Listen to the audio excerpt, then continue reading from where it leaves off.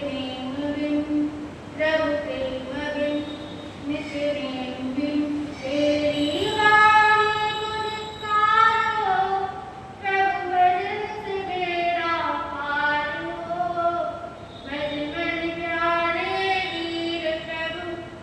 वीर प्रभु महावीर प्रभु भज मन प्यारे वीर प्रभु महावीर प्रभु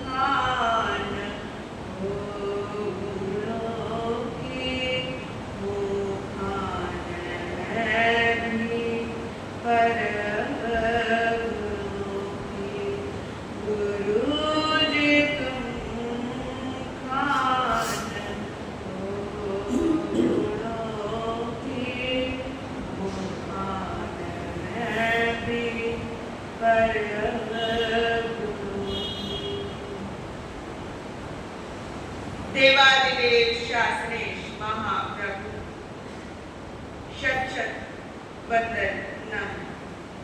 परम श्रद्धेय परम उपकारी आत्मज्ञानी सद्गुरुदेव पूज्य शिवाचार्य भगवान परम श्रद्धेय परम उपकारी आत्मज्ञानी सद्गुरुदेव शिवाचार्य भगवान पूज्य गुरुदेव श्री जी एवं पूज्य गणेश श्री जी के चरणों में भाववंदन नमस्ते। आप सभी भव्य आत्माओं की भव्यता को मेरा प्रणाम स्वीकार। गुरु कृपा से जो कुछ भी सीख पा रहे उसे कुछ देर आपके समक्ष रखने का प्रयास करें। आवश्यक सूत्र के संबंध में हमारी धर्म चर्चा चल रही है। आवश्यक सूत्र का एक मनोवैज्ञानिक क्रम है। साइकोलॉजी क्या कहती है इसके संबंध में? ज्ञान और चारित्र एक ऐसा युगल है जो हमें मोक्ष तक पहुंचाता है। ज्ञान से लेकर चारित्र तक की यात्रा ही हमें मोक्ष तक ले जा सकती है। मोक्ष का रास्ता हमारे लिए प्रशस्त कर सकती है। जो 6 आवश्यक हैं वो भी ज्ञान और क्रिया के ही पोषक हैं।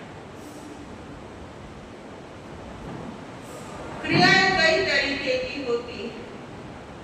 कुछ क्रियाएं सम्यक होती हैं जो हमें सही रास्ता दिखाती हैं और कुछ क्रियाएं मिथ्या होती हैं जो हमें गलत रास्ते की ओर ले जाती हैं। जहां जहां हम भटकते हैं, जहां जहां हम गलत रास्ते की ओर बढ़ते हैं,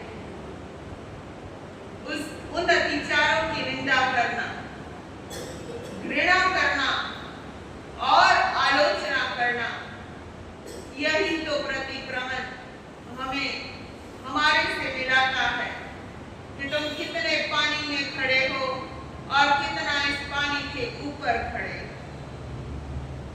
जो प्रतिक्रमण के अंदर 6 आवश्यक है वो 6 आवश्यक भी ज्ञान और क्रिया के पोषक है। इनका क्रम भी बड़ा वैज्ञानिक है। वैज्ञानिक लोग बहुत सारे ऐसे हैं जो वैज्ञानिक होते हुए भी सप्ताह के अंदर एक बार प्रतिक्रमण करते हैं। की तरह ऐसा नहीं था कि कोई एक रटाई कोई किताब। एक सप्ताह के अंदर जितनी भी गलतियां उनसे होती उन सबको अपने दिमाग के अंदर लेकर आते हैं। हे परमात्मा, मैं आपकी साक्षी से आज के बाद कभी भी इस प्रकार की गलती नहीं करूंगा, ऐसा वो कहते थे। ये वैज्ञानिक क्रम है, मनोवैज्ञानिक क्रम। साधक का प्रधान उद्देश्य है संभाव, यानी सामायिक करना। यदि आपके विचित्त पर कभी कोई परतें जमी हो मैलेपन की, या कभी कभी ऐसा होता है दिमाग काम नहीं करता, दिमाग पर बड़ा गहरा बोझ होता है, दिमाग काम ही नहीं करता, दिमाग सोचने समझने की शक्ति तक भी खत्म हो चुकी होती है आपके दिमाग की। दिल से आप कितना सोचोगे? दिल और दिमाग दो चीजें थी। दिल और दिमाग दोनों का सामंजस्य है, लेकिन बुद्धि और संवेग का अपना एक समन्वय है। वेग कहते हैं लहरों को। जब कहीं तूफान आता है समुद्र के अंदर, वो तेज तेज लहरें ठाठे मारती हैं। ऐसी आपके अंदर भी कुछ लहरें आती हैं, कभी क्रोध की, कभी प्रमाद की, कभी अहंकार की। ये लहरें बुद्धि और संवेद का समन्वय जरूर होना चाहिए। क्रोध अलग अलग प्रकार का आया है शास्त्र में। प्रत्येक क्रोध ऐसा नहीं है कि आपके अधिकांश कर्म बंद करता है। कुछ क्रोध ऐसे भी होते हैं, रात्रि के बाद उससे चिंतन ही नहीं करना, ये सबसे हल्का क्रोध। कुछ ऐसे होते हैं, अभी क्रोध आया और अभी खत्म भी हो गया। कभी कभी क्रोध बड़ा लंबा चल पड़ता है, 6-6 महीने, सालों साल तक एक लंबा क्रोध होता है। ऐसा क्रोध करना महापाप है। कहते हैं कि ऐसे व्यक्तियों को सातवीं नरक के अंदर भी स्थान नहीं मिलता। तो मन के द्वारा, वचन के द्वारा और काया के द्वारा जो भी दोष हुए हो, उनकी आलोचना अपनी आत्मा की साक्षी से प्रतिदिन 2 समय तो जरूर करना ही चाहिए। साधक जिस समय सामायिक की अवस्था में नहीं होता, उस समय उसके कर्मों का बंधन होता है। यदि वो सामायिक की अवस्था में हो तो उसके शायद कर्मों का बंधन ही ना हो।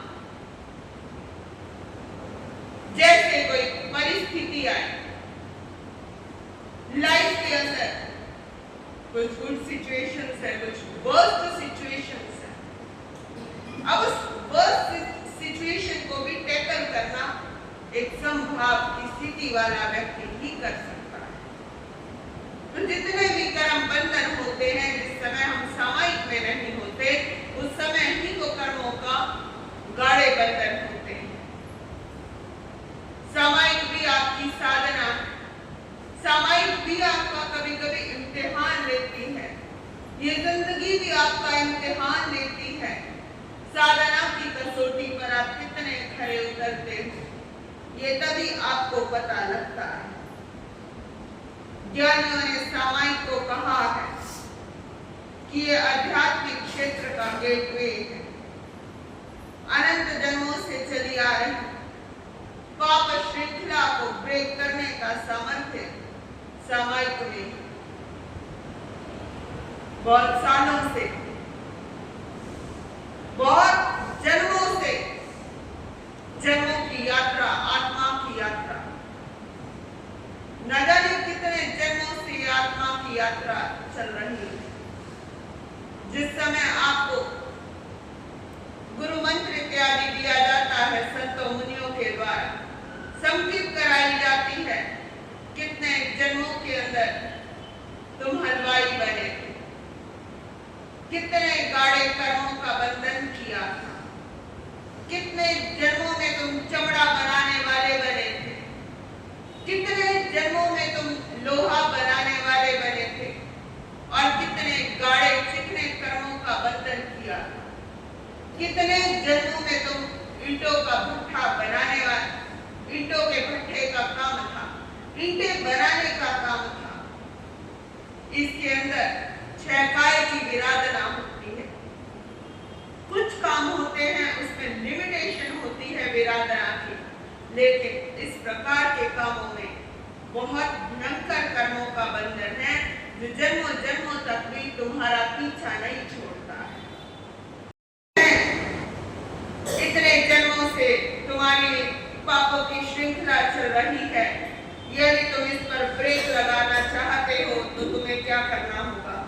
सामायिक करनी होगी तुम्हें साबद्ध योग की विरति, यानी पाप के त्याग में, पापों का तुम्हें त्याग करना। तुम्हें अपने अंदर समता भाव लेकर आना चाहिए।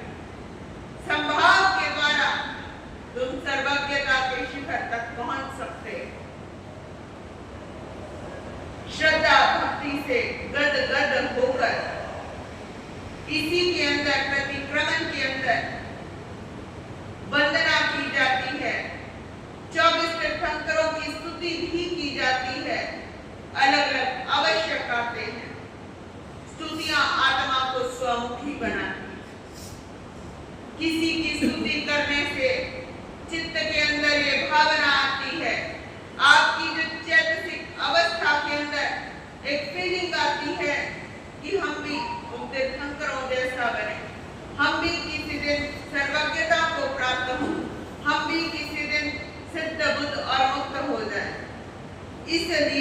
सामायिक के अंदर, सामायिक के बाद चतुर्विंशति स्तंभ की उपयोगिता है प्रतिक्रमण में। 24 तीर्थंकरों को आपको अपने दिल में बिठाना होगा। जब आप किसी को अपने दिल में बिठाते हो, चाहे ईश्वर हो या व्यक्ति हो, आपका दिल हल्का रहता है, आपका दिल हल्का रहता है, दिमाग ठंडा रहता है। ऐसे लगता है आपके आसपास कोई रक्षा कवच बना हुआ है। भगवान थोड़ा आपकी रक्षा करने आएंगे, लेकिन तुम भगवान के मार्ग पर चलोगे, भगवान के बताए हुए रास्ते पर चलोगे, तो एक दिन तुम स्वयं भगवान हो सकते हो। इसकी उपयोगिता मात्र भर इतनी ही उपयोगिता है।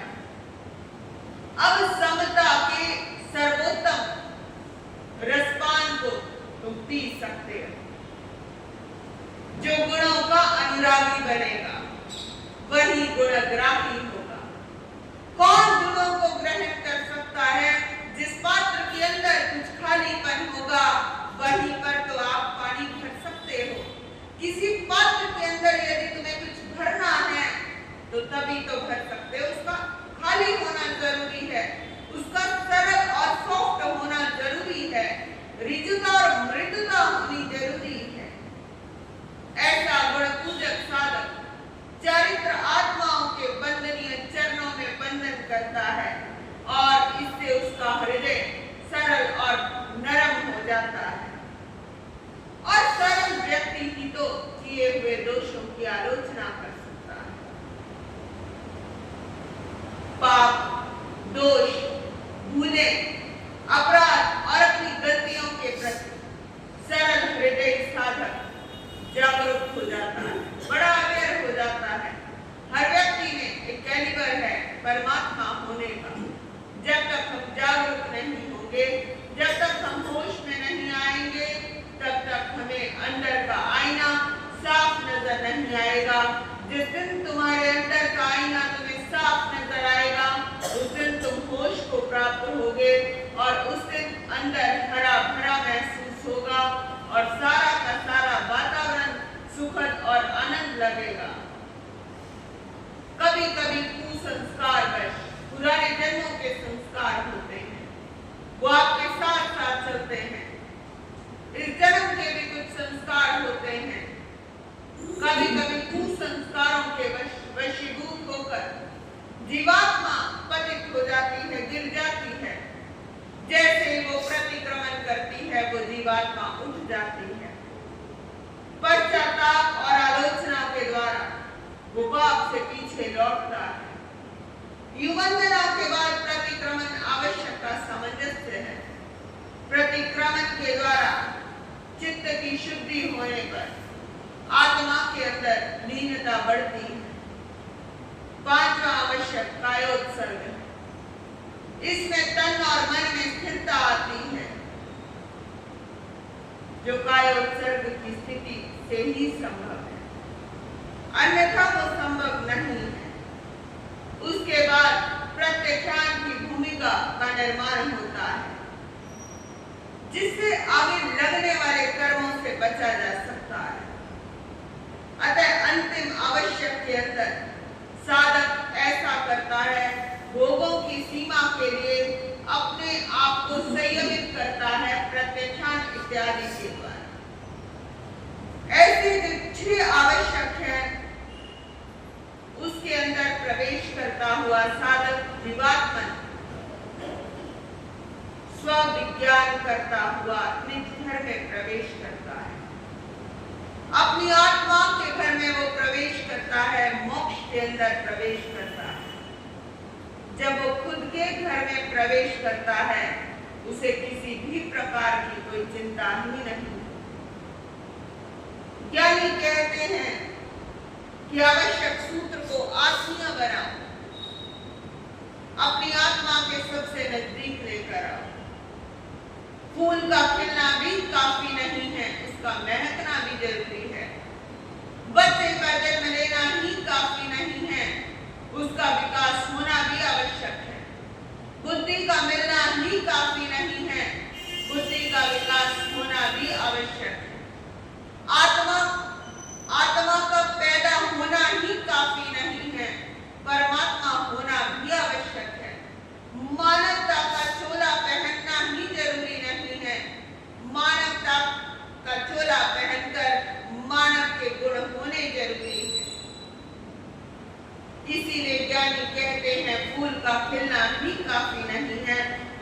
महकना भी जरूरी है।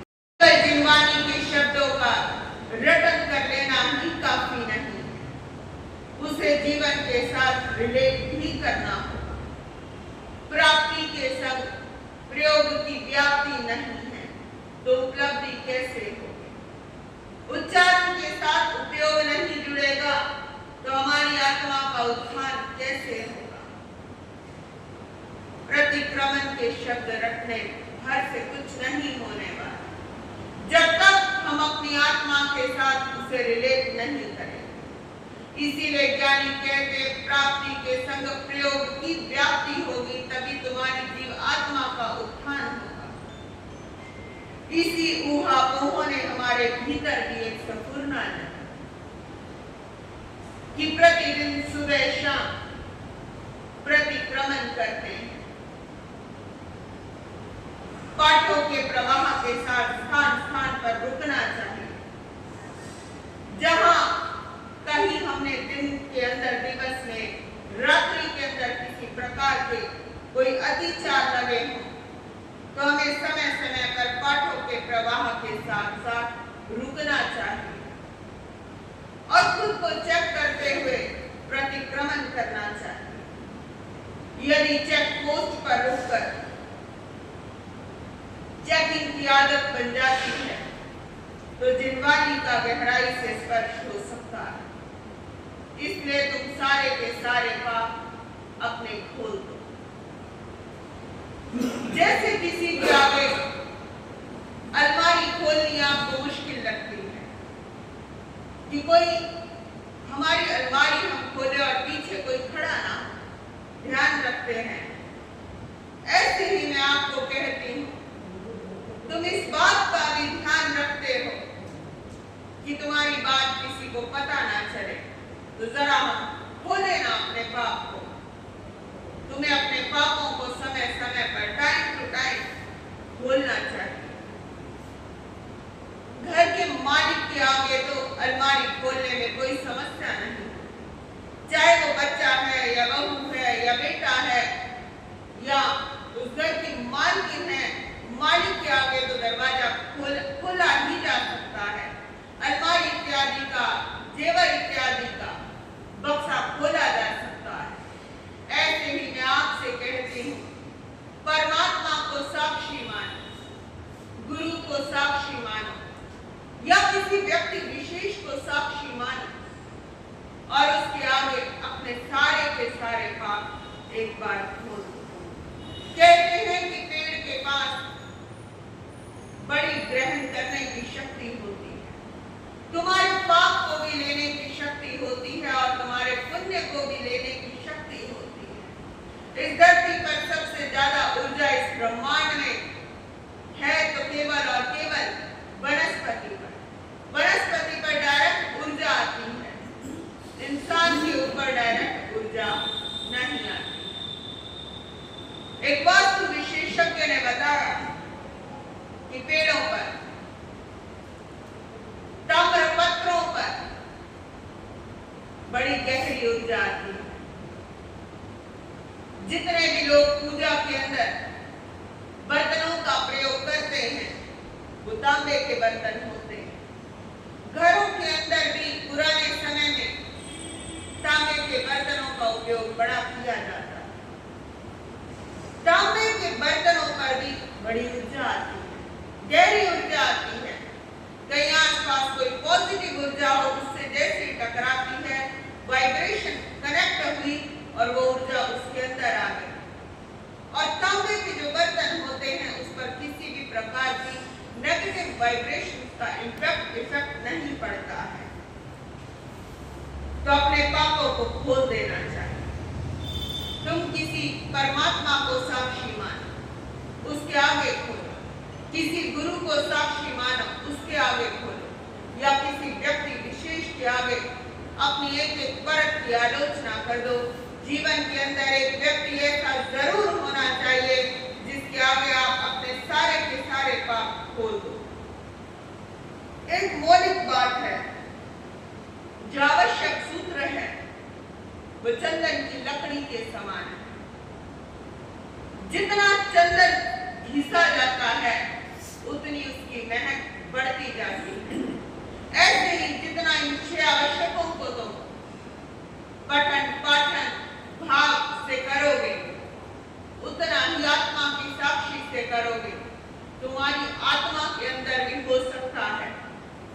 की महक आने लगी। जैसे चंदन की लकड़ी को घिसते, जैसे ही घिसते वैसे महक आती है। कभी कभी कुछ लोग इत्र से नहीं महका करते, कुछ लोग चारित्र से महकने की ताकत रखते हैं। जो चारित्र से महका करते हैं वही जिंदा रहते हैं, वही बंदे होते हैं, खुदा के बंदे होते हैं। इन्हीं भावों के साथ ओम अरहम, ओम अरहम, ओम अरहम। आप सभी छोटा प्रतिक्रमण है, लघु प्रतिक्रमण। आप कुछ देर के लिए अपनी आंखों को बंद करेंगे। जो जो शब्द मैं बोलूं उन शब्दों को प्रयोग करें।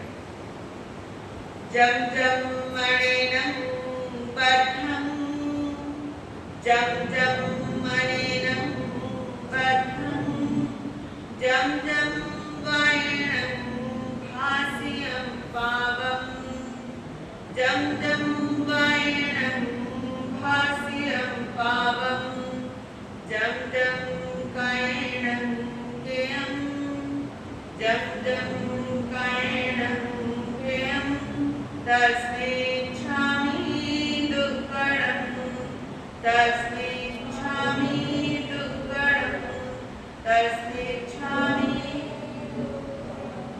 धीरे धीरे आप अपनी सहजता से आंखें खोल सकते। बोलिए समस्त आचार्य भगवंतों की, बोलिए समस्त उपाध्याय भगवंतों की, बोलिए समस्त गुरु भगवंतों की। ध्यान गुरु युग प्रधान आचार्य सम्राट पूज्य श्री शिव मुनि जी महाराज, महासाध्वी श्री रश्मि जी महाराज, जिन शासन की, जिन वाणी